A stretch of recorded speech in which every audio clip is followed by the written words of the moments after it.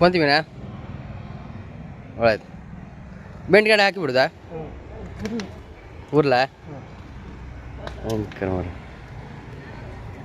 ಇನ್ನೊಂದು ಮೀನು ಇಡ್ರಿ ಎಂತದ ಕೆಂಬೇರಿಯಾ ಇಲ್ಲ ಪೂರಿ ಕೊಂತಿಯಾ ಇನ್ನ ಫುಲ್ ಕೊಂತಿ ಮೀನು ಮಾರ ಇದು ಪೂರ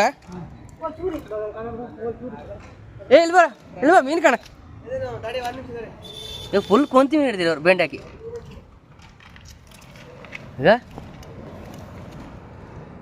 ಉರ್ಲು ಹಾಕಿ ಇಡುದು ಅದು 10 5